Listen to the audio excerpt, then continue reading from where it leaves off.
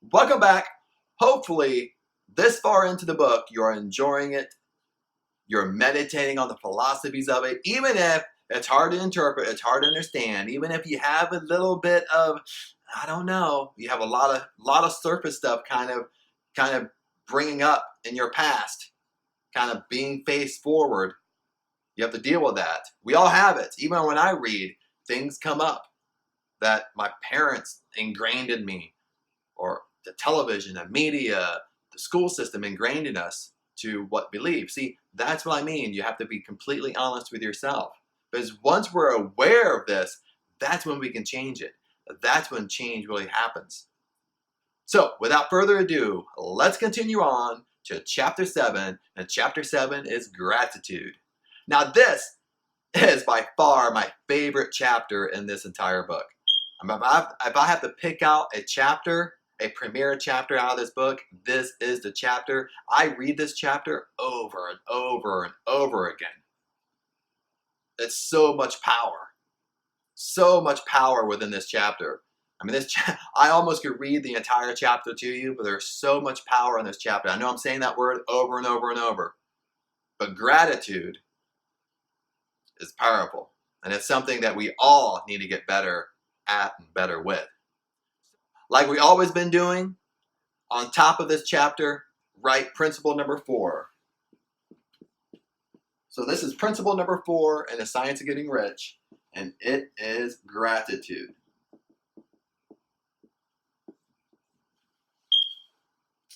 Wattles starts right off in the first paragraph.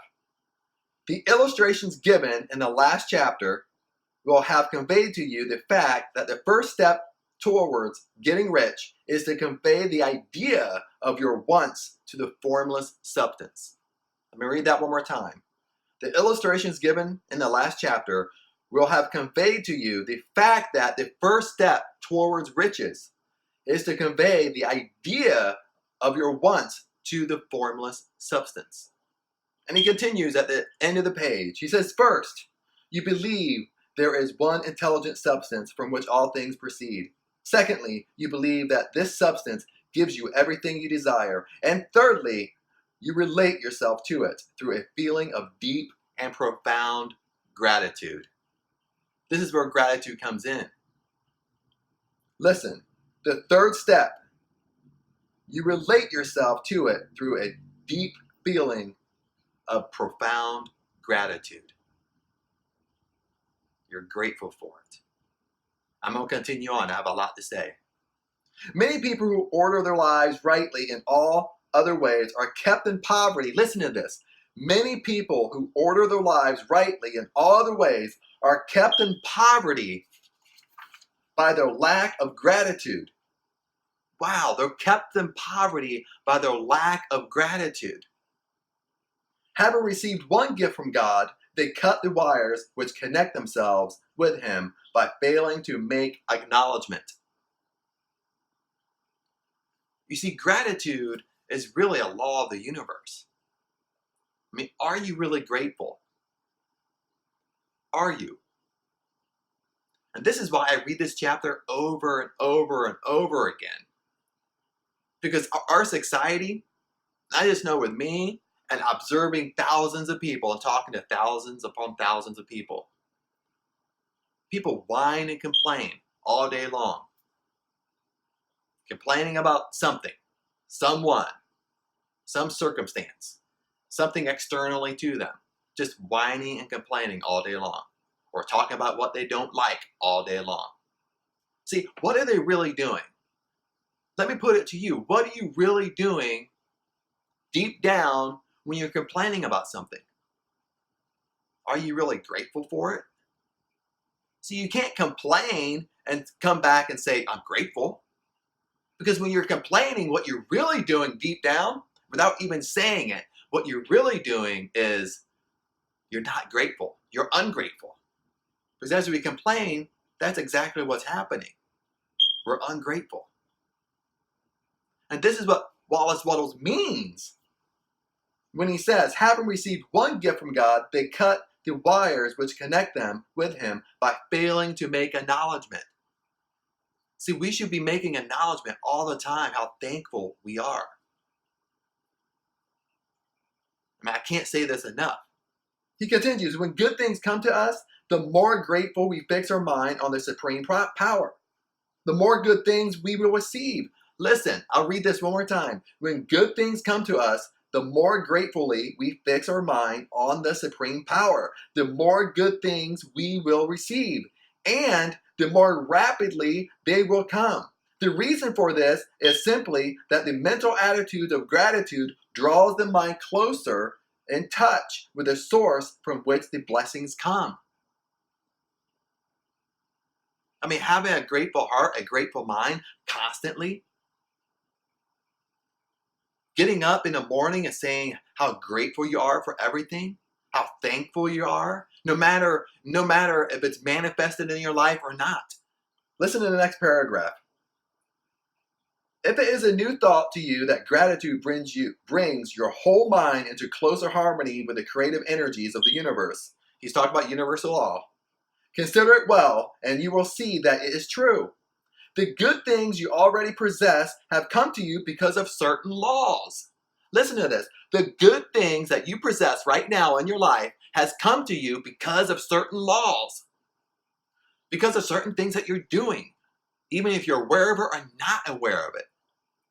Gratitude will lead your mind out along the ways by which things will come, and it will keep you in close harmony with a creative thought and prevent you from falling into the competitive thought. Remember Wallace, the last couple chapters, he's really been talking about the competitive mind. You want to go the creative mind instead of competitive. Why? As a review, why? Because when we're thinking competition on the competitive plane, on the competitive mind, that means deep down, that really means you think there's a lack of abundance. You're trying to beat someone to the finish line. And he continues, and he says, there is a law of gratitude. When we're discussing the laws of the universe, the laws of God, he says, there is a law of gratitude. And if you are to get the results you seek, it is absolutely necessary that you should observe this law. Not even observe it, but do it and put action to it. But you have to be aware of what you're doing. The law of gratitude is a natural principle that action and reaction are always equal in opposite directions. The grateful outreaching of your mind and thankful praise to the supreme power is a liberation and expenditure of force. It cannot fail to reach you that which it is addressed. And listen to this. And as a result, God responds with an instantaneous movement towards you. See, if you're truly grateful, even if you're grateful before it even happens, that means faith. And he quotes a verse from the Bible. Draw nigh unto God, and he will draw nigh unto you. That is a statement of psychological truth. Draw nigh unto God, and he will draw nigh unto you. And he's using this example as the law of gratitude. As we're thankful, God draws nigh unto you. The next paragraph is powerful. And if your gratitude is strong and constant, the reaction in the formless substance will be strong and continuous. The movement of the things you want will always be towards you. Notice the grateful attitude that Jesus took. How he always seems to be saying, I thank thee, Father, that thou hearest me. See, if you ever read the Bible before, and I'm talking about it as a spiritual teaching. I'm not going into man-made religions and stuff like that. Just look at it pure as a spiritual teaching.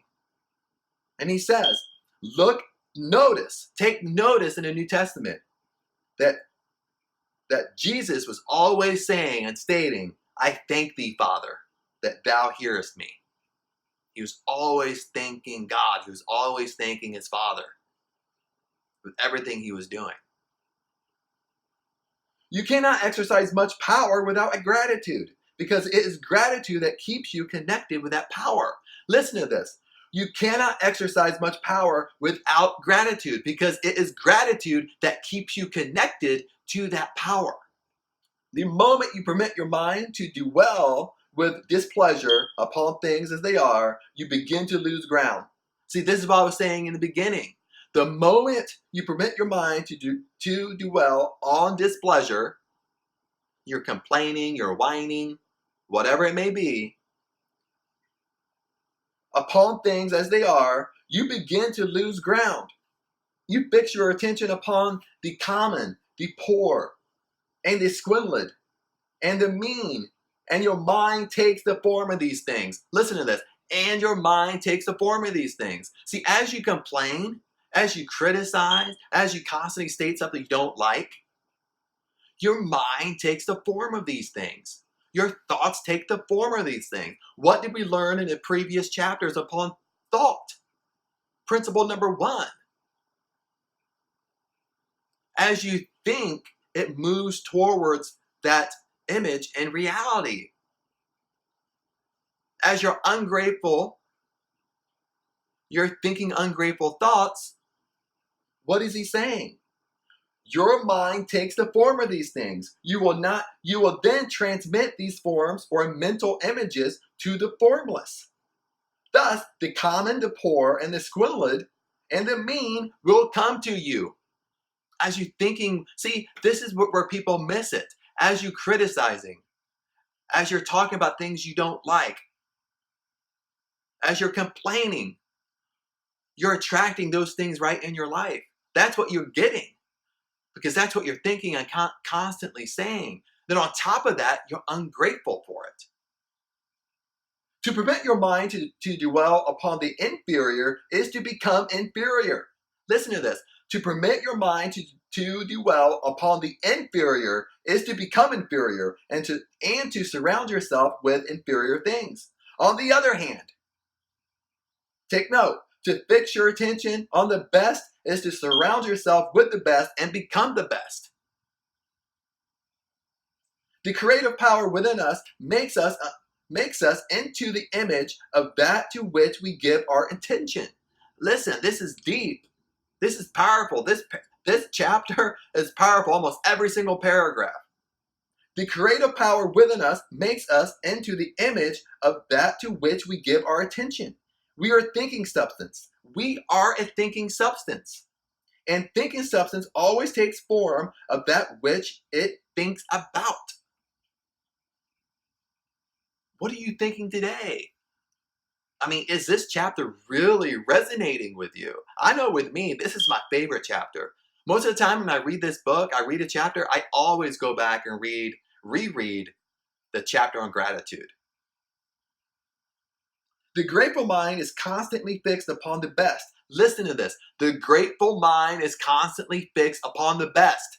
You can't tell me you're grateful while you're complaining. You can't tell me you're grateful while you're criticizing. You can't tell me you're grateful while you're complaining what you don't like. Listen, the grateful mind is constantly fixed upon the best. Therefore, it tends to become the best. It takes the form or character of the best, and you will receive the best. Woo! Listen to this. Also, faith. He's talking about faith here. Faith is born of gratitude. The grateful mind continually expects good things, and the expectation becomes faith. The reaction of gratitude upon one's own mind produces faith. Every outgoing wave of grateful thanksgiving increases faith. The person who has no feeling of gratitude cannot long retain a living faith. And as we will see in the following chapters, without a living faith, you cannot get rich by the creative method. It is necessary then to cultivate the habit of being grateful for every good thing that comes to you. Listen, it is necessary then to cultivate the habit of being grateful for every good thing that comes to you, to give thanks continuously. And because of all things having contributed to your advancement, you should include all things in your gratitude. It's about being grateful continuously. You know, you might be sitting here thinking, oh Lord, Chad, this is hard to do. Well, nobody said controlling your thoughts was easy.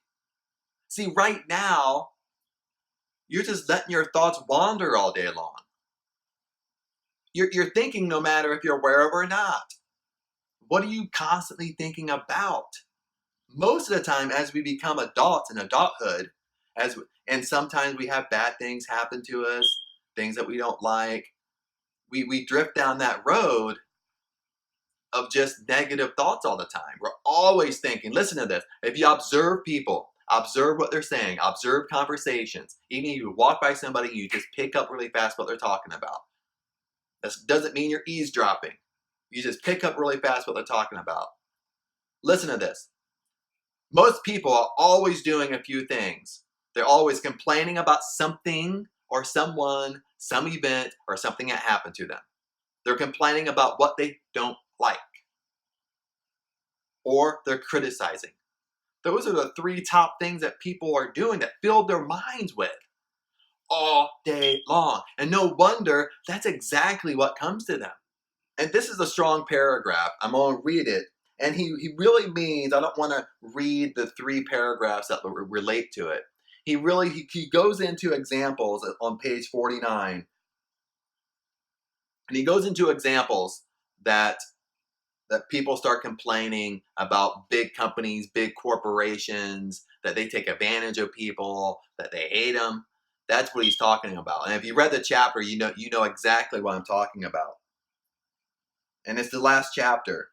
God has worked a long time and very patiently to bring us up to where we are in industry and government. And he is going right on with his work. I believe that he will do away with the plutocrats, trust magnates, captains of the industry, and the politicians as soon as they are spared. But in the meantime, they are very necessary. Remember that they are helping to arrange the lines of transmission along which your riches will come to you. See, he's basically telling you in all this fancy wording is stop whining and complaining about your job. Stop whining and complaining about government. Stop whining and complaining about your company. Be grateful for them.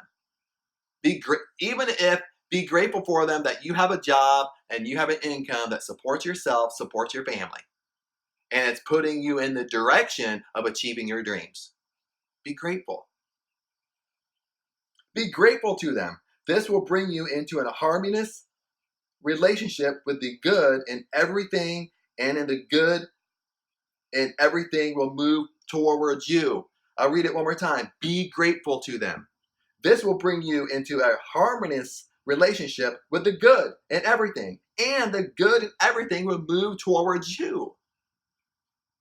This is why I read this chapter over and over and over, because our mind will wander. Our mind will go off. I mean, I don't know why this happens, but it's just by habit that most of us will think negative in some way or the other. So we have to catch ourselves and bring us right back into the state of gratitude. And I'm going to end this chapter with these couple thoughts and phrases. Many people who order their lives rightly in all their ways are kept in poverty by their lack of gratitude. The moment you permit your mind to dwell with its displeasure upon things as they are, you begin to lose ground. Fix your attention upon the common, the poor, the squalid, and the mean, and your mind takes the form of these things. You will then transmit these forms of mental images to the formless. Thus the common, the poor, the squalid, and the mean will come to you. Permit your mind to dwell upon the inferior is to become inferior, and to surround yourself with inferior things. And this is what I want you to take away with. On the other hand, to fix your attention on the best is to surround yourself with the best and become the best. It is gratitude. Have deep, profound gratitude in everything that you do. And I will see you in the next chapter.